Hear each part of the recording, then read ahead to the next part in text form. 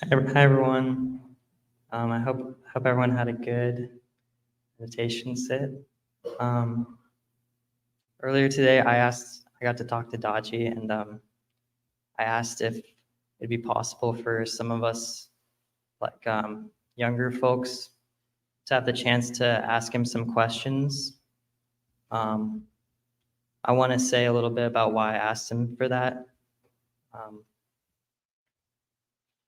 Yeah, I think it's a really cool opportunity here because Daaji is one of those people who's out in the world who has a really expansive skill set and expansive experience. So it's really interesting for me to talk to him, even though sometimes I get overwhelmed because it seems like there's so much someone could ask him.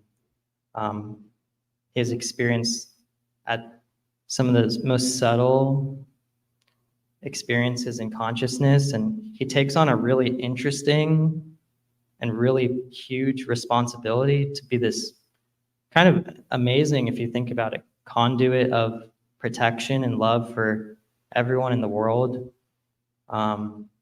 as well as acting as a political force, as a global advocate for peace and economic safety and environmental safety. And at least for me, in these past couple of years, I've started to kind of start waking up to the responsibility we have as young people, or anybody really, who starting to see that our world isn't looking very safe, and it doesn't take much to look in the news and see our climate situation becoming pretty serious, and so much violence and war, and us youngsters have so much access to our phones, and it seems like there's so much information about therapy and healing and mental disorders. And it seems like for me, it was like I was diagnosing myself with every mental illness and trying every kind of spiritual and therapeutic intervention and feeling extremely overwhelmed. So anyway, we have the opportunity to talk to someone who has at least a mission and a lot of answers and a lot of interesting experiences that maybe we can gain some direction from him and work together to accomplish what we all want, which is a safe world and peace in our own hearts. So I'm going to be kind of the MC for this, but if anyone wants to kind of spend the next few moments, maybe 30 seconds or so, to think about your meditation, any feelings in your heart from, smaller scale things like relationships and family and friends, the challenges of that, or larger scale things like our environment or world conflict, or anything else that your heart is interested in. You can do that, and you raise your hand, and I'll ask the question. Thank you.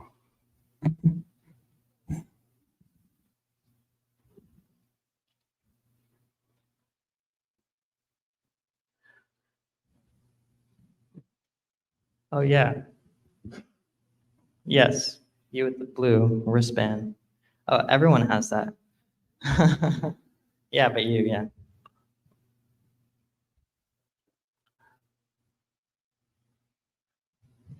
Thank you. Sadar Pranam Daaji. He mentioned family. So in my mind, I was thinking while meditating, you can't hear me? I mean, it's echoing so much, I can't hear you. Is this better? Speak without the mic. Nazdik aa jao, come nearer. Okay, now you speak. He was Pranam Daaji. Pranams. He was speaking of family. So the thought in my mind was, before starting meditation, should I pray that my family is included in this meditation, or I do that after the meditation ends? That my husband, who is not able to come, told me, okay, you go on my behalf, get blessings from Daaji. You really care so much for your husband, yeah? Yes. Okay, good. Well, he sent you here, sacrificing his presence. It is also a big thing. Instead of you praying, simple thing would have been, we are about to start meditation. Please sit there where you are and meditate. Join us. That's enough. Yeah, yeah, yeah. Thank you.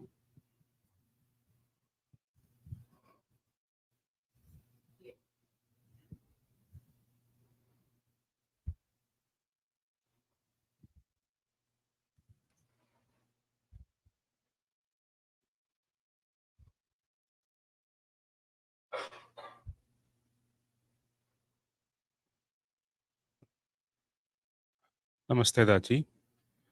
Uh, Today we have so much resources. Today we have so many resources and so much information available outside. And lot. Sorry.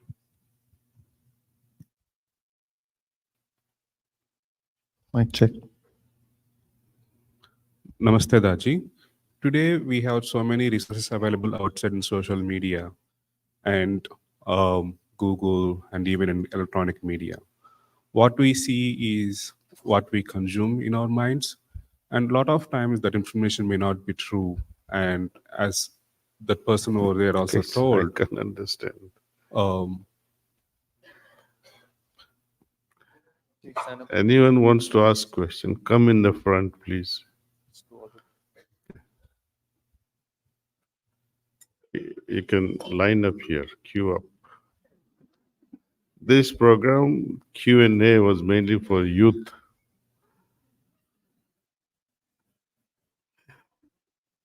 Okay, young man, tell me.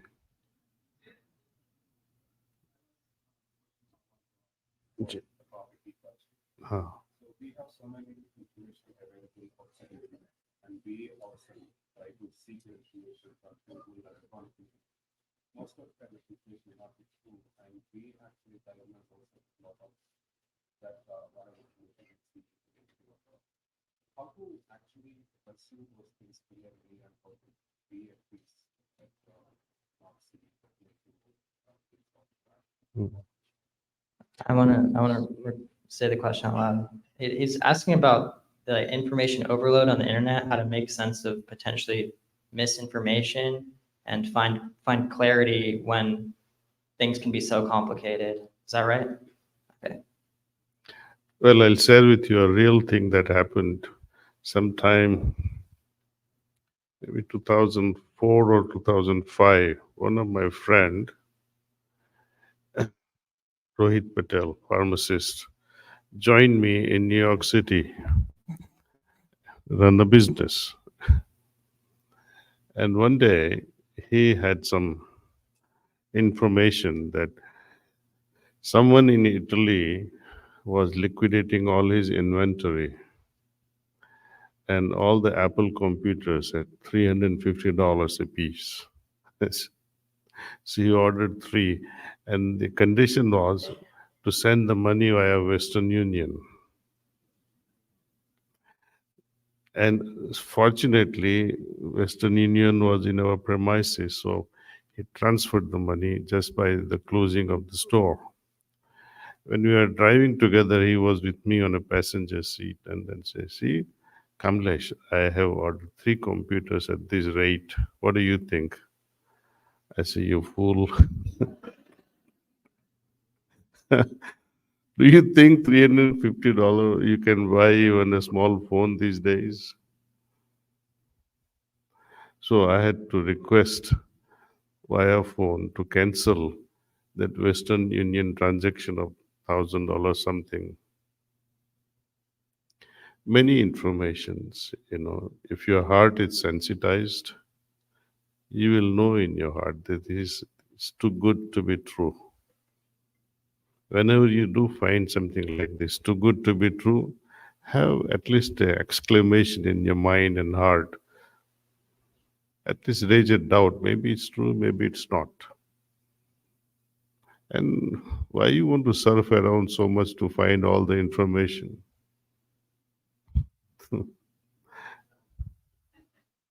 Why do you need to do all that?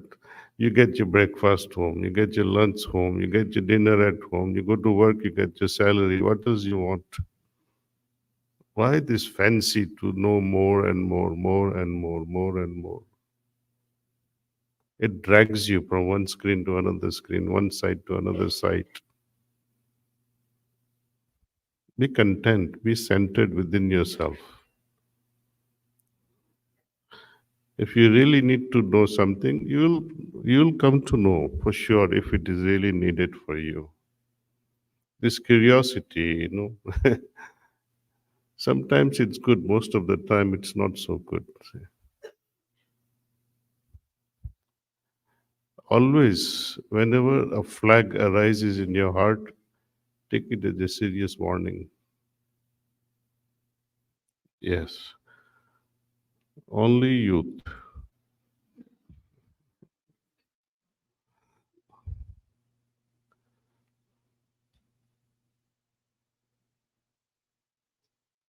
Yeah, you can come up here.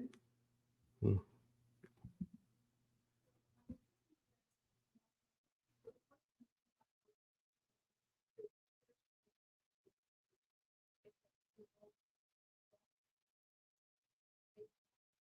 Hmm.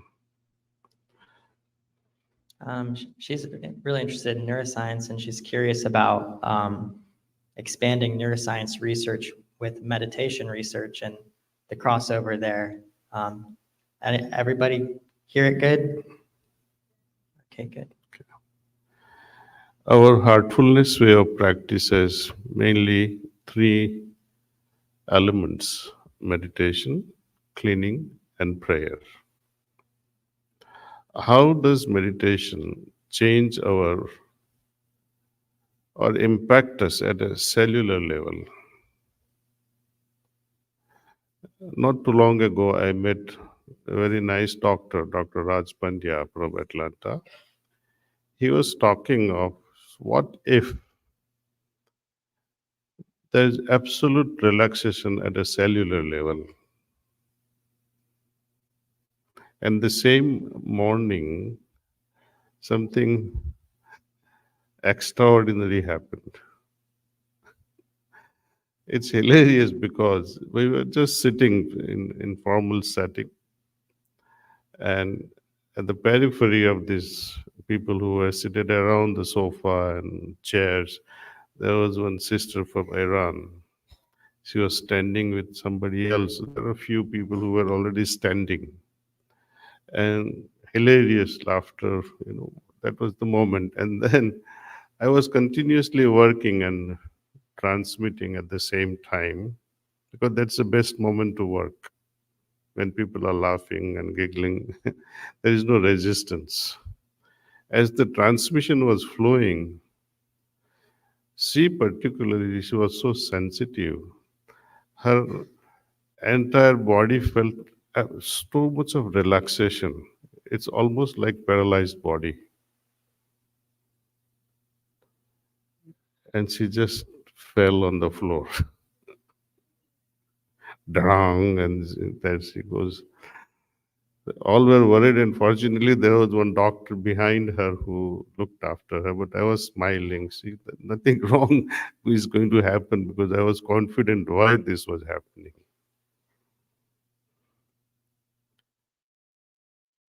So, we have to find out, first of all, body markers, physiological, what really changes at a mitochondrial level, at a cell membrane level, and neurologically, what sort of neurotransmitters are being affected, what enzymes are affected. For example, when our circadian rhythm is disturbed, first thing that happens is impact on our sleep. And this impact on our sleep creates many other problems as a result. It's like a cascading impact of it. During our sleep, what really happens is the Generally we have lymphatic system up to here. In the brain, it's different. It's called lymphatic system. And through this lymphatic system, a lot of exchange happens. Especially all the toxins gets removed during our sleep. The brain is the most expensive real estate that we have. So nature decided not to put lymphatic system there and overload it. Otherwise, your head would have been like this, like Ravan. See? So nature designed a very special drainage system, lymphatic system. So these glial cells, they become very active. And there is a protein, that's really, it's a marker there. It gets secreted and goes out. Now, what triggers this? There are a lot of proteins that gets also synthesized when we don't sleep. It forms some sort of a coating around the cells there. We can measure that, but you have to kill the person. So you can't go in and study. So we have to depend on these markers. So when we do the cleaning, evening cleaning process, something like that happens. Toxins, they are not built up at all. So what are you going to remove? When you do your evening cleaning, there is no built up of it. So what happens now? This glial system doesn't have to work so hard to remove, because first of all, you are preventing the toxins from formation. So we can study this. That's number one. Number two, impact of meditation. When we meditate slowly and slowly, what happens? The alpha waves or gamma waves, it slows down. Those of you who are on economics instead of science, let me explain to you what this wave pattern is in our brain. What happens to you when you are so quiet? Not many thoughts arise in your head. When you're disturbed, many thoughts arise. Okay. Children, especially the very young ones, their brain activity is very fast because their thought patterns are also very fast. They think very fast. And because of this thinking, you can say, during this process, there's a lot of firing inside between synapses. It creates electrical impulses, right? This electrical impulses creates magnetic field. Both electrical and magnetic field can be measured. If you are thinking fast, this electric field, electromagnetic field will be very intense and fast. Okay, so that can be measured on electroencephalograph, EEG. Okay. If you keep a patient or a subject for experimentation in fMRI, or just put those probes on your head and see what's going on. Your waking hours had certain level of frequencies, so you can measure that. In deep sleep, you have certain level that also can be measured. It slows down. And in deep sleep state, you have 3 to 4 hertz per second. Very little. Now, when we are just like this, when we are meditating, at the end of it, if you measure, it will also be like 3 to 4 hertz per second, but you are not sleeping. Only you were sleeping. That's all.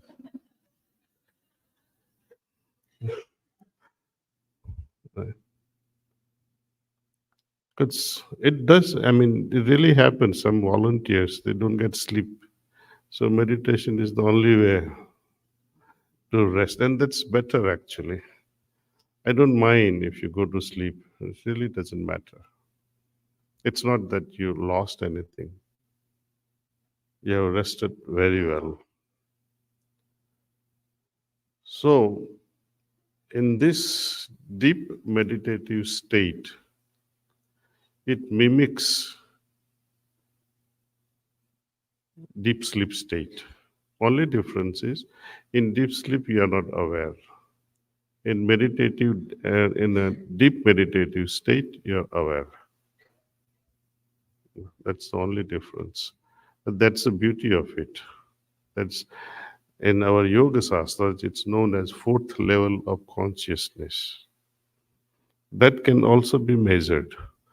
Some researchers, they had done the study on Buddhist monks, those who have practiced for 20,000 hours, 30,000 hours, aggregate meditation in their life. They were able to go into delta wave very fast. But with heartfulness way of meditation, the very first session will put you in delta. And that's all because of pranahuti, this yogic transmission we talk about.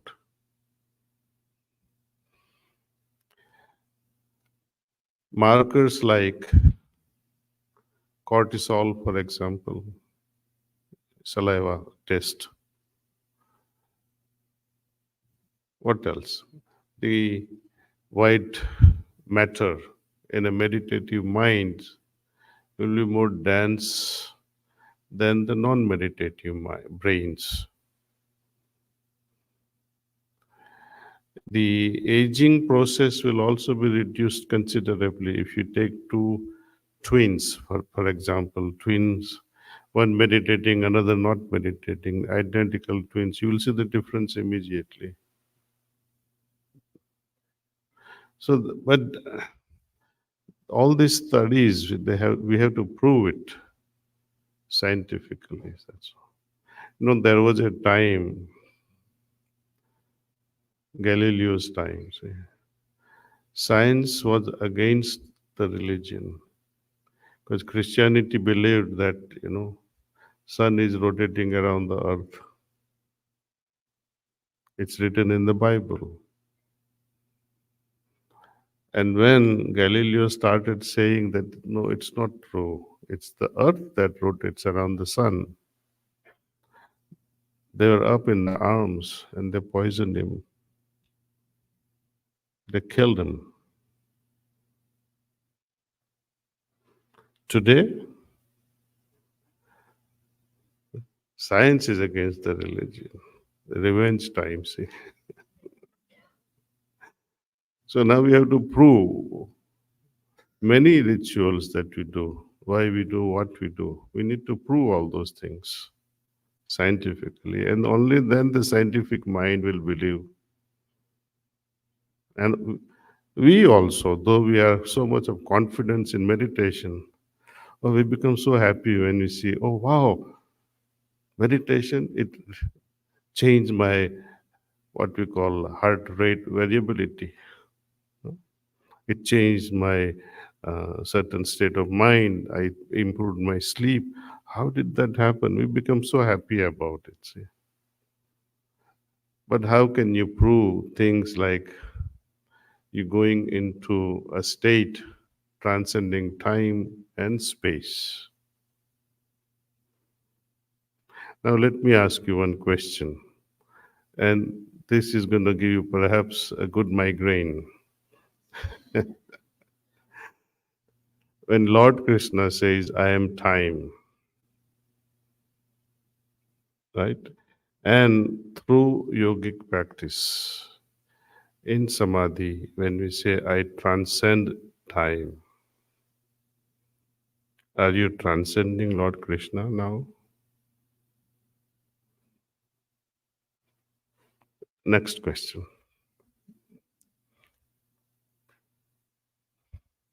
Hello. Yes, Hi, please. Daaji. Oh, Okay, please go ahead. hi, Daaji. So normally I choose to have an optimistic approach with my choices, But sometimes you mentioned a flag goes off in your head, and that's been happening to me a lot. And well, obviously, first thing I do is ask my mom, right? And my mom says, "Hey, it'll be fine."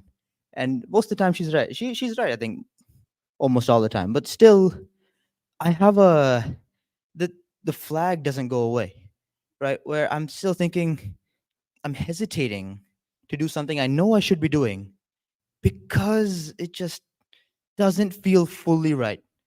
And I know it's in my head, but it doesn't make sense to me. Listen to your mom.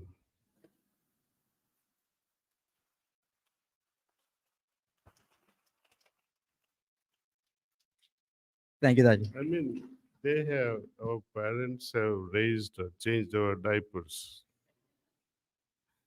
They know every little idiosyncrasies within us. Trust them. Problems youth face because of these growing, pains.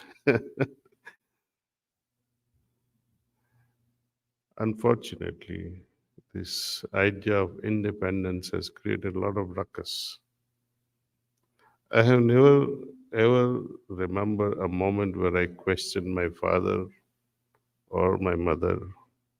I have never seen my father raising his eyes on my mother or she in return raised it. It was not witnessed at all. When you talk of problems between husband and wife, who would talk like that? But now everywhere, even I have problems with my wife. It has become common phenomena. But what I'm trying to say, even if you go against your interest, even if it hurts you, listen to your parents. They have the largest interest in you than anyone else. They love you more than anything else. What do they gain by hurting you, by saying no to certain things in life? And even if you, let us see, you quietly do something against parents' wish perhaps, how can you be happy? Even if you succeed in doing that, still that guilt will remain within you. So, with having guilt and joy, can they coexist? They cannot. I tell you a real thing from my life. We are from a farmer's family. At the same time, my father was Ayurvedic doctor. See. And sometimes my father would say, let's grow these herbs or this crop. My brother, my elder brother, would argue. That's the age to argue, you see, and anger my father. I was younger and I used to observe and feel sad. Why these things? Because I used to come home only during vacation. So I told my brother, suppose father said something, grow acacia. Acacia is a thorny plant yielding nothing whatsoever. If father says grow this unproductive tree, you should grow that. What will you lose? You made your father happy anyway. And that's the biggest happiness. So never ever dare to go against your parents. This is my take. But if you like to take fight with them and make your life miserable and their life miserable, you have a choice. They have brought you in this world, however accidentally, but after that they have sacrificed a lot in bringing us up. But I don't want you guys to have accidental conception in your life. Have conscious conception. And before you get married, come to Kanha and learn how to do that. Okay, next question.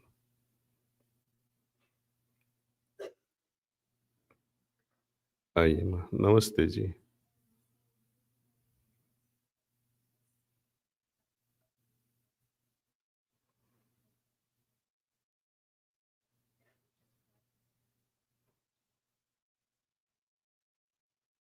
You want to play a song? How long is it? You won't torture me, no? It's classical song? Okay, then you're welcome. All right, come start singing. Um, Or tomorrow, then you have to ask again. See? Okay. Next one, please. Hello. My name is Nisarg. I would just like to ask one single question. How would you, what would be your advice to the youth when dealing with stress, anxiety, uh, with education? Well, I think you guys should have some stress. What the, I was visiting one college in India, and this was a senior education group in PhDs. And the guides were asking me how to remove the stress from these research students. I said, why do you want to be so gracious? If they didn't have stress, why would they study? So let them have stress. Meditation can, of course, remove the stress. But if I was a professor or a father, I would not remove the stress. Let them have stress, go through this hell. Otherwise, you guys take unnecessary liberty and do nothing. So enjoy your stress. Yeah. If you had prepared yourself well in advance, why would you have stress?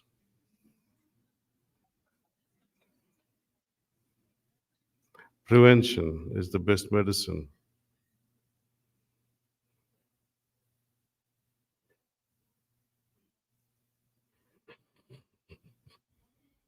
It's okay, bolo. I will. So how do you fully heal from like past experiences that seem to be affecting like your future experiences? Like, for example, if like a lot of people have broke your trust in the past and you meet good people and you want to trust them, but like past experiences of like people breaking your trust, like keep on re-entering your head, like how do you not let that affect you? Yes, it happens. See, when someone breaks trust, and question does arise in your heart, should I trust this person again? And you say, okay, I will never trust this person again. What happens then? You'll close your heart towards that person.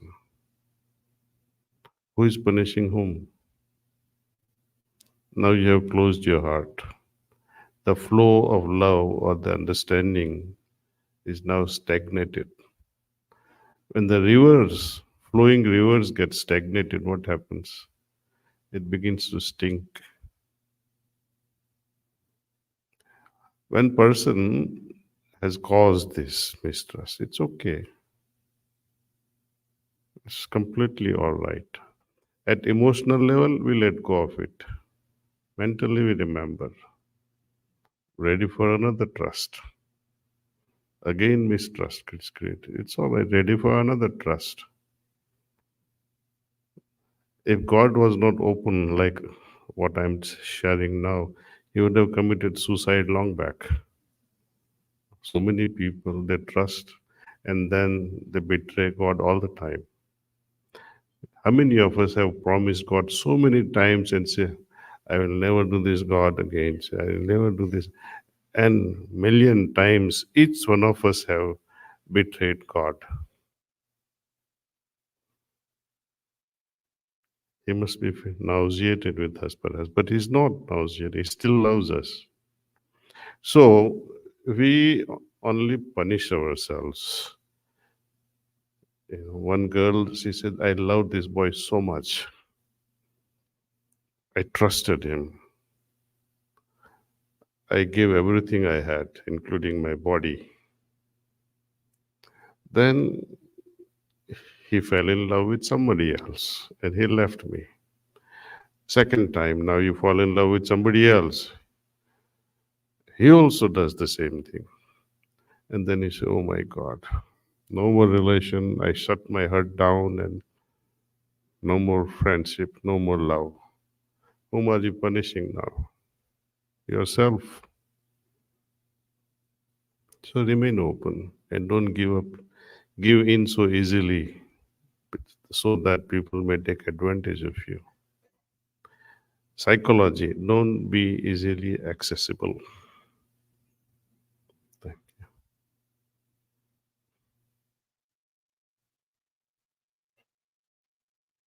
you. Namaste.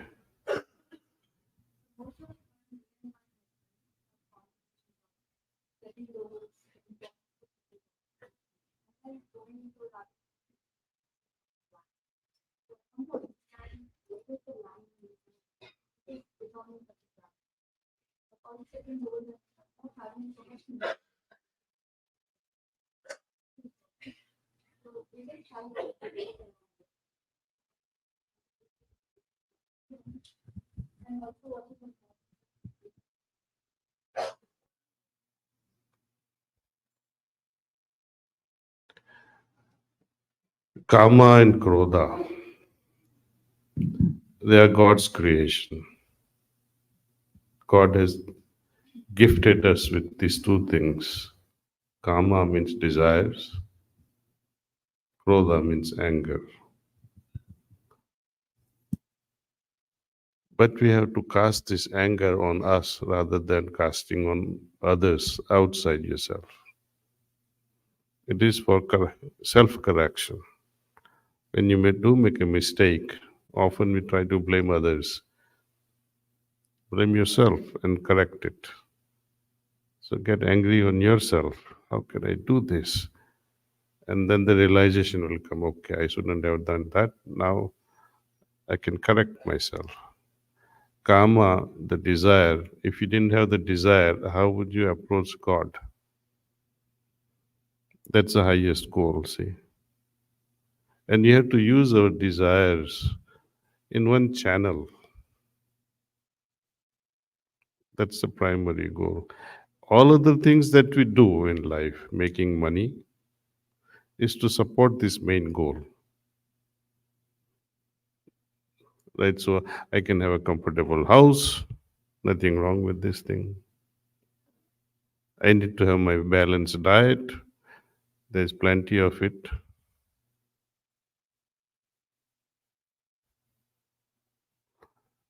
But to insist that I must marry so and so, or I must have a house like this or like that, this insistence is a problem.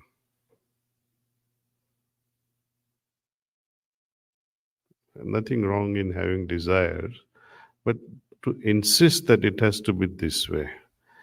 Food that is being given, I'm very fussy with food, right? Sometimes I think, you get really upset with. That's the only thing I enjoy in life nowadays, food. And that too also they torture me with all kinds of stuff. Sometimes by mistake also, if you say I like asparagus soup, every center you go, you'll have asparagus soup. Every house you visit, asparagus soup. So it becomes a big problem. See. So sometimes for me, I have to keep quiet. What I like also say. Otherwise, they shower you with so much of grace. But to insist that I have to have pizza all the time. That's why Babuji says, eat what is put before you. It applies to everything except that is in front of you. Now, speaking of acceptance, suppose if I don't accept, what happens then? You reject something. Some problems are coming. If you don't accept the problem that's coming, how will you solve it? You're running away from the problem. So if problems do arise, accept the problem, try to solve the problem. In the process, you'll become stronger. Family life is only this. I am imperfect, so is my wife imperfect. When two imperfect beings come together, there is bound to be noise.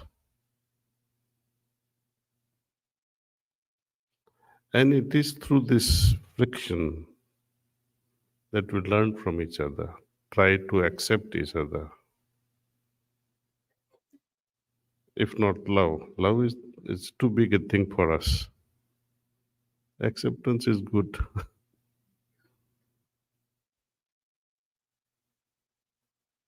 And one day, if he bestows his grace, maybe we would love to love and become love ourselves. Then no choice. You just love then. There is no question of acceptance. Yesterday we talked about why Radha comes first and Krishna later. Because I was trying to explain Krishna is all about establishing dharma, duties and responsibilities to be fulfilled. Radha was fully in love. Who is ahead? I would say she is ahead in the whole game, because when you love, you'll automatically fulfill whatever is needed to be done. I think we'll close this session. I'll read a poem. How many of you understand or don't understand Hindi?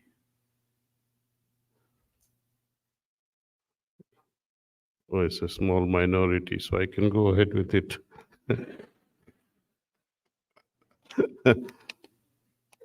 It's a very interesting poem. I was not thinking of reading, but I think mention of Radha has prompted me to read it. Babuji used to call Mother Radha.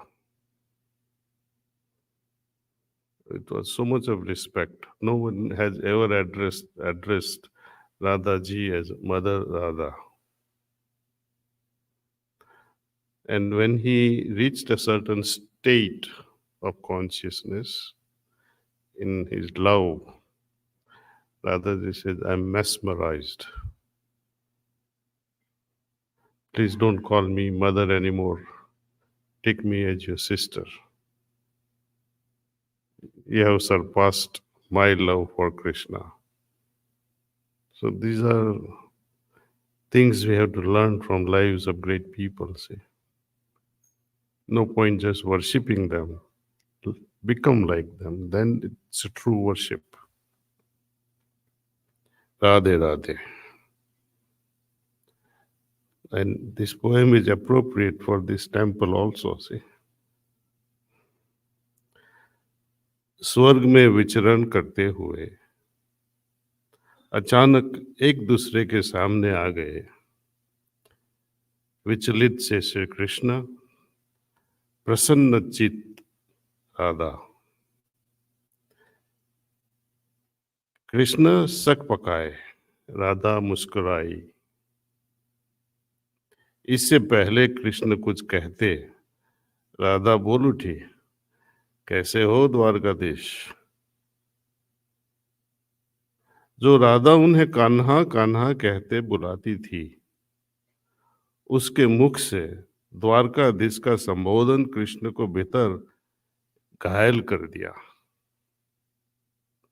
फिर भी किसी तरह अपने आप को संभाल लिया और बोले राधा से, मैं तो तुम्हारे लिए आज भी कान्हा हूं, तुम तो द्वारकाधीश मत कहो, आओ बैठते हैं। कुछ मैं अपनी कहता हूं, कुछ तुम अपनी कहो। सच कहूं राधा, जब जब भी तुम्हारी याद आती थी, इन आंखों से आंसुओं की बूंदें निकलती थी। बोली राधा, मेरे साथ ऐसा कुछ नहीं हुआ। ना तुम्हारी याद आई, ना कोई आंसू बहा। राधा सेज, बोली राधा, मेरे साथ ऐसा कुछ नहीं हुआ कि आपको याद किया और रोई। ना तुम्हारी याद आई, ना कोई आंसू बहा। क्यों? क्योंकि हम तुम्हें कभी भूले ही कहाँ थे, जो तुम याद आते। इन आंखों में सदा तुम रहते थे, कहीं आंसुओं के साथ निकल ना जाओ, इसलिए रोते भी नहीं थे।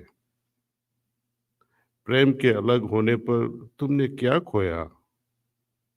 टेलिंग कृष्णा कि तुम्हारे प्रेम के अलग होने पर तुमने क्या खोया, इसका एक आईना दिखाऊं आपको। कुछ कड़वे सच प्रश्न सुन पाओ तुम, तो मैं सुनाऊं। कभी सोचा कि इस तरक्की में तुम कितने पीछे पड़ गए? यमुना के मीठे पानी से जिंदगी शुरू की और समंदर के खारे पानी तक पहुंच गए आप।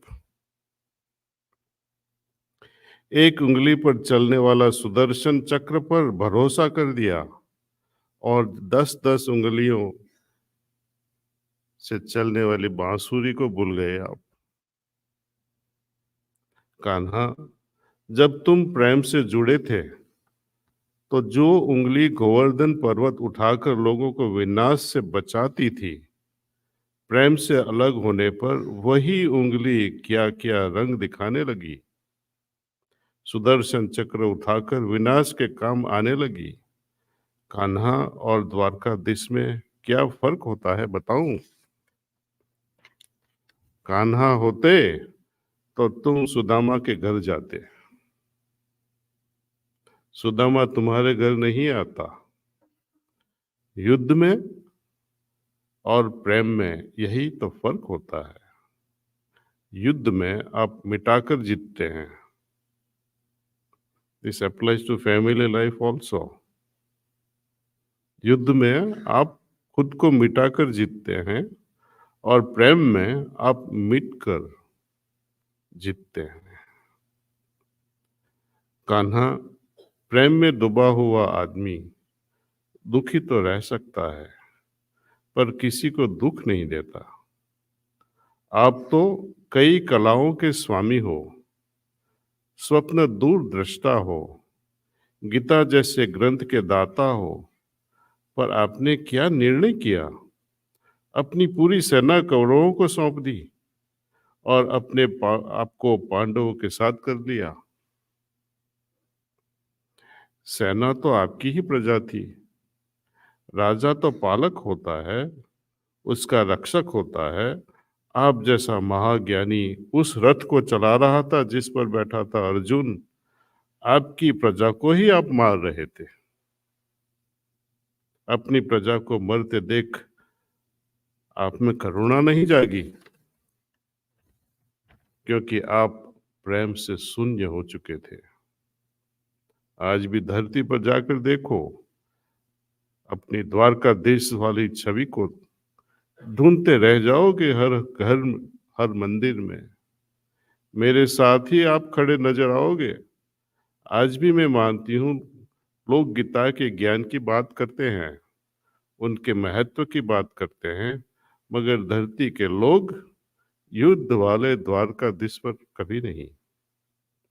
प्रेम वाले कान्हा पर भरोसा करते हैं। गीता में मेरा दूर दूर तक नाम भी नहीं है, पर आज भी लोग उसके समापन पर राधे राधे कहते हैं। Thank you.